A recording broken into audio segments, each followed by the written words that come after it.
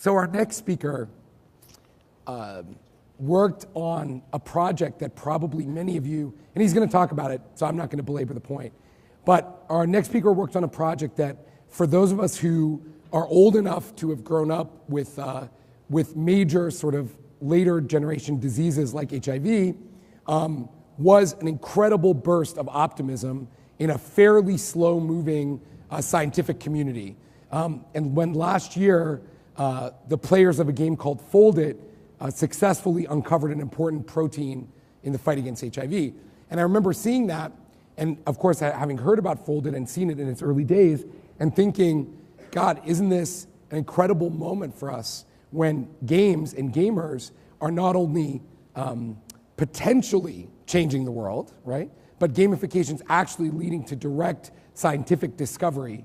And so it's very, very exciting to have one of the preeminent experts on how we use gamification to solve really super hard problems. It's my pleasure to welcome up to the stage Seth Cooper from the University of Washington.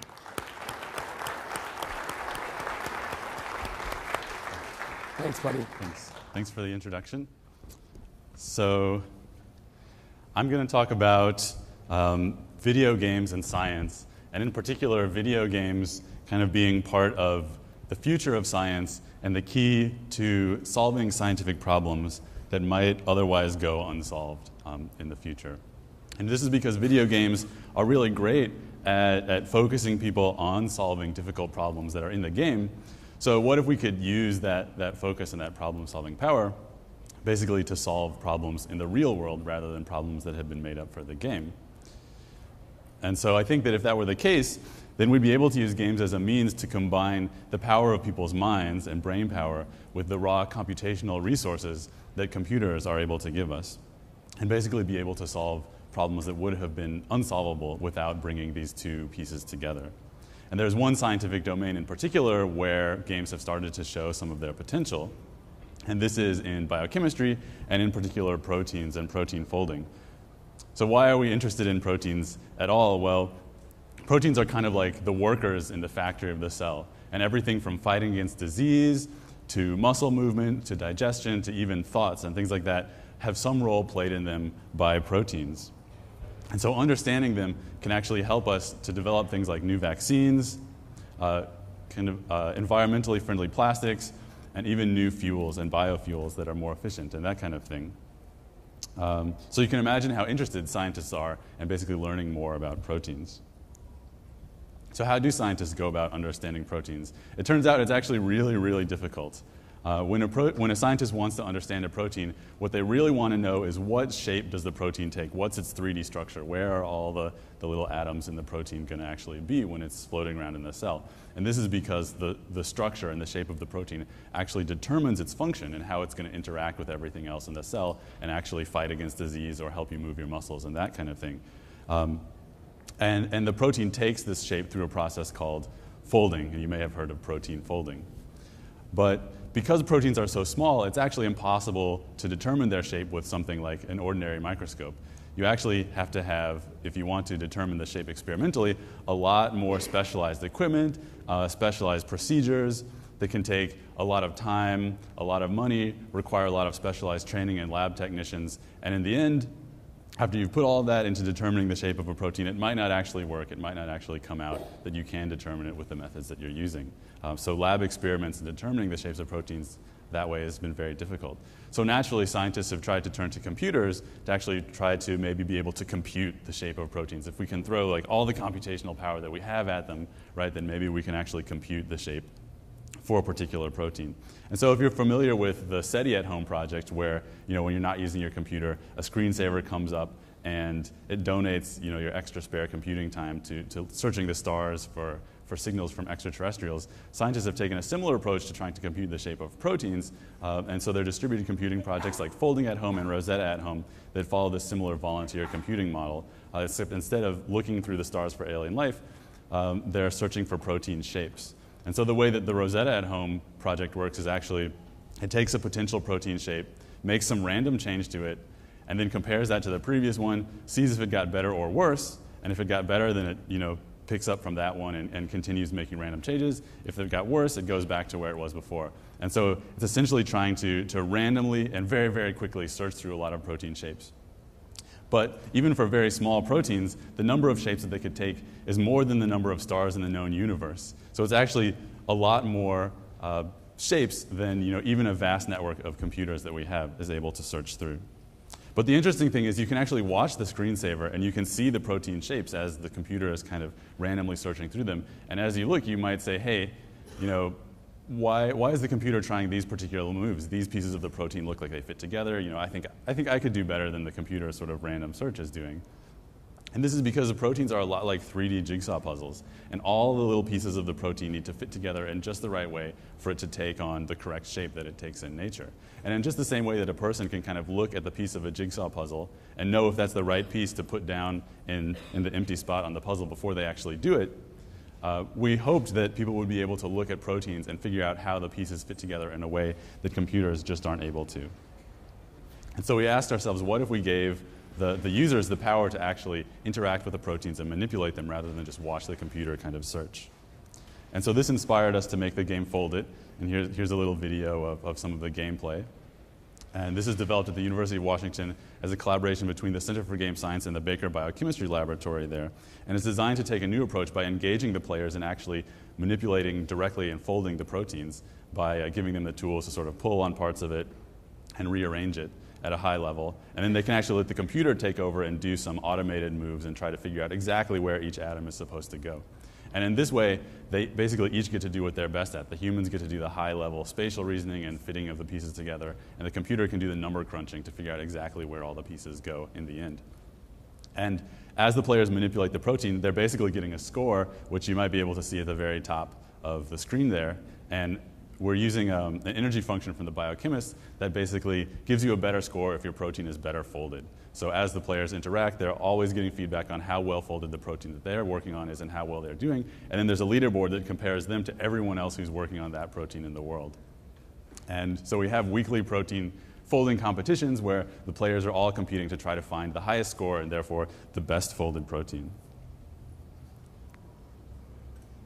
So we made the game and we put it out, so who ended up playing it? Well, we did kind of an informal survey of some of our users on the website, and of the people who responded, we found that it's mostly men, but there are some women playing the game. There's actually a wide variety of occupations represented, a lot of students and technology professionals, but also artists and things like that as well. And one of the really interesting things we found is that the community had actually sort of sprung up worldwide.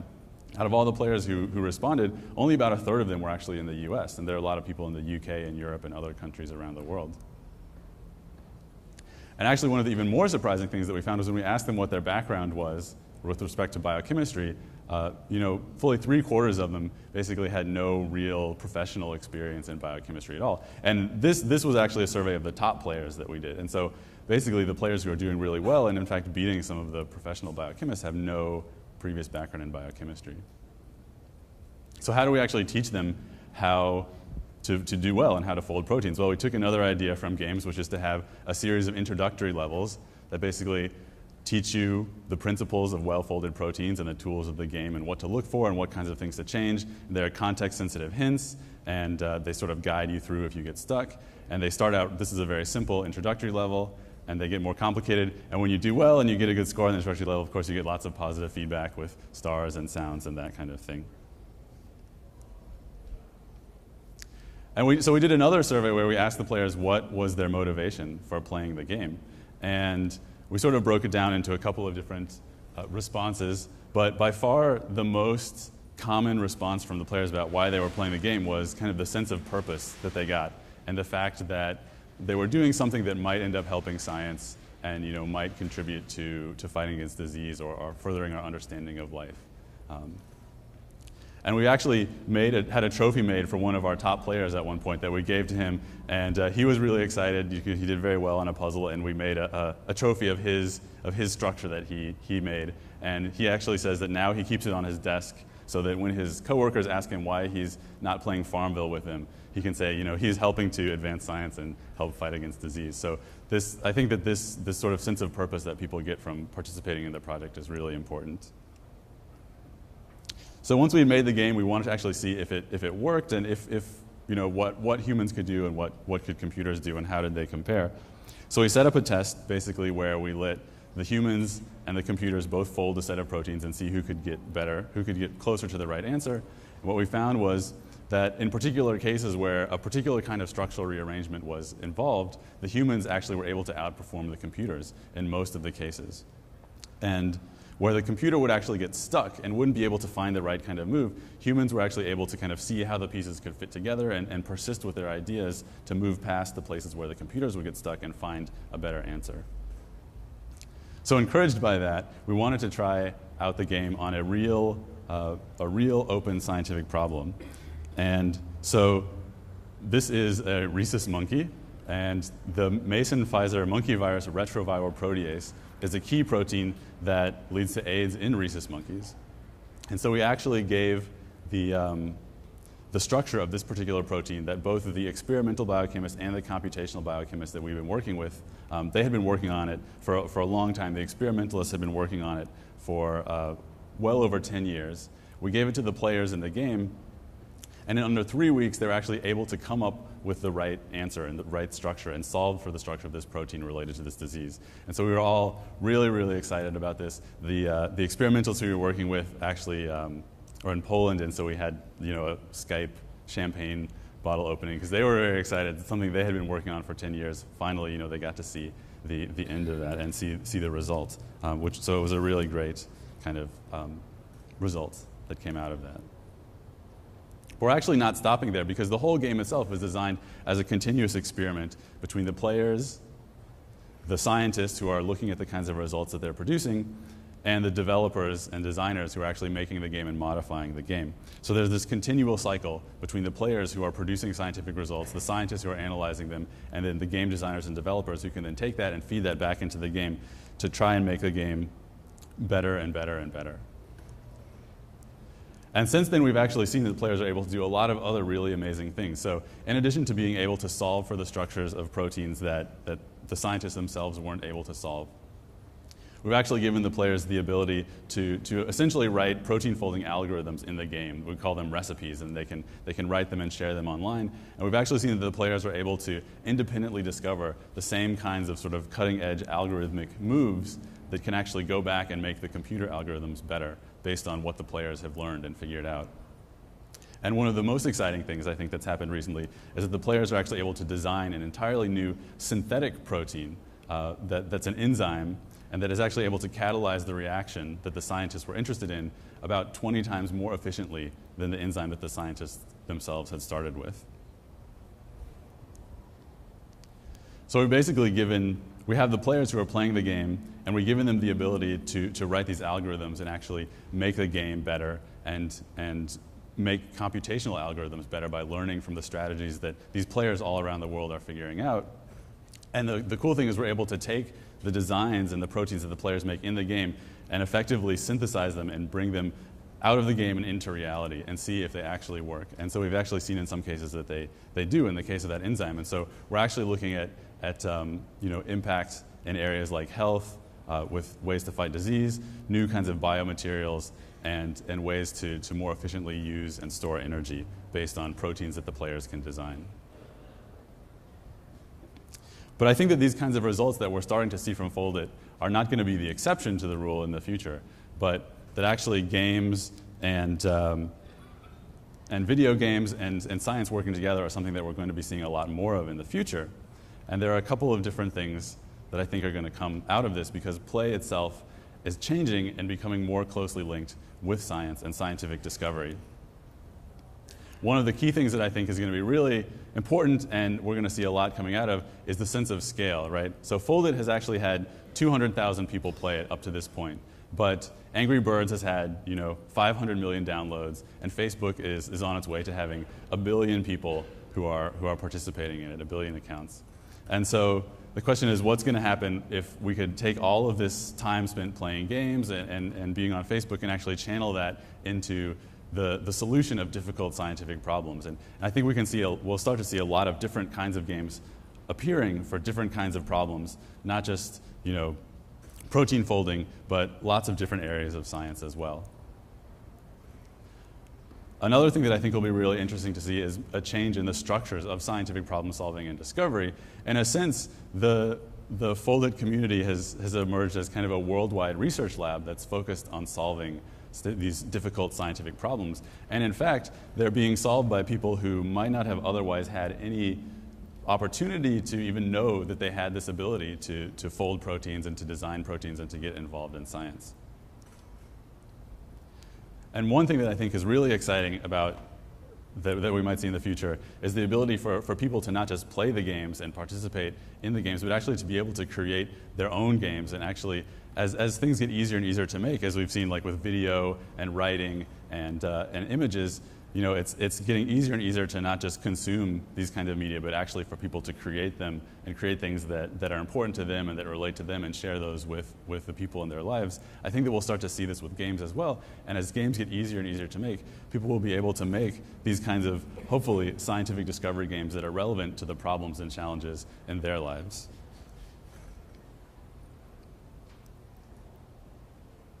So, in that sort of idea of seeing more games for science, kind of the three critical things that we were looking for when we started Unfolded and that we're looking for as we look for other games is first trying to find a problem that's essentially computationally unsolvable and that it won't be solved by just throwing more computers at it, because if that were the case, then probably we could just throw more computers at it and we wouldn't necessarily need to have the game elements to get people involved. Second, it will be some kind of problem that leverages a human ability to be able to solve it. And in the case of Foldit, this is really the spatial reasoning and the fact that proteins are all about how the pieces fit together, and so people can look at them and think about the pieces and see the problem in a way that computationally we just aren't able to do with computers. And finally, some kind of problem that has a purpose. As we saw before from some of the surveys that we do with the players, a lot of the motivation is coming out of the sense of contributing to science and contributing to a greater whole and being part of something important like that. So I think that, you know, games and science together and coming out of Foldit and what's grown out of Foldit and what we're going to see in the future, it's kind of like a whole new perspective that we can take and looking at games in a new way as a way to solve these hard problems and hopefully be able to benefit humanity in the future through this combination of games and science. Thanks.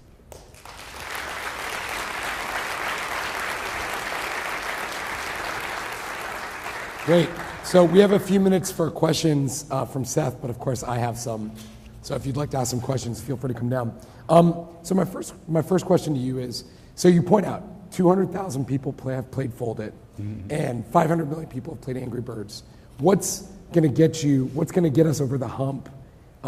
Because, you know, to be honest, you look at Foldit and you go, well, that's cool, right? But Angry Birds is more fun and easier to get into and so on and so forth. So what do we need to do to get more people to engage with harder problems? Yeah, I mean, I think that's a lot of what you said is true, but because the protein folding, it's a very hard problem, and we tried to make it as intuitive and able to, you know, get right into it as possible, but, you know, it's still a very challenging problem and a very challenging game. So I think, you know, there may be other problems that might be more amenable to you know, having fun game rules and mechanics built around them in a way that they might catch on a little bit more. Foldit is itself, you know, it's available on all the PC platforms, but, you know, it's a download, desktop, install kind of game. Right. And so, as we just saw, I think if we can get into sort of the mobile space, right, there's a lot more people that can be reached. So there were quite a few years of work in Foldit before we got to this particular iteration. So were there any like big kind of lessons that you learned that kind of, when you started to sort of pivot, like, you know, you sort of popped, you got that hockey stick of usage? Was there a particular kind of thing that drove that? Most of the spikes that we see in usage usually come from sort of press releases and that kind of thing whenever we show up in the news or something somewhere that we see. Yeah. One of the things that we did change early on that we think was good and it actually came from the players, we actually have like a pretty active community and we get a lot of feedback from them, is when we started we just had one big giant leaderboard that had everybody on it, and we sort of split that apart into two leaderboards based on whether you were working by yourself or whether you were actually taking structures from other people and being able to improve them. And I think that was a good change, and the community really liked that. And we've actually taken that a little bit further recently into actually sort of categorizing the different types of problems that you're working on and ranking you within those. So cool. I think letting people have more ways to win, and I think that there's a lot of stuff on Facebook with this too, where you're just competing against your friends. You're not number 80,000 of 100,000 people on the leaderboard. Right. Okay, take this question. Yeah. It's a simple one. I'm just wondering if you know of any other, I guess, scientific endeavors that a game is being prototyped for, in the works for? Like, what else is this amenable to? Yeah. There's a couple. So there's actually one that recently had a paper come out called Philo, and this is a game where you're doing genetic sequence alignment, and so you get like the genomes of a bunch of different animals, and you try to align them to try to sort of help figure out how they changed evolutionarily. And there's also one called Eterna that does RNA, and you can sort of make these 2D shapes out of RNA, and then they can make those in the lab and see if they actually, the RNA actually folds up in a similar way, analogous to proteins, and see if it folds up in the way that you kind of predicted. And we're actually starting to look into games for making nano devices out of DNA and that kind of thing as well. Awesome. Thank you so very much, Seth. Really appreciate it. Thanks. So, folks, we have our lunch break now.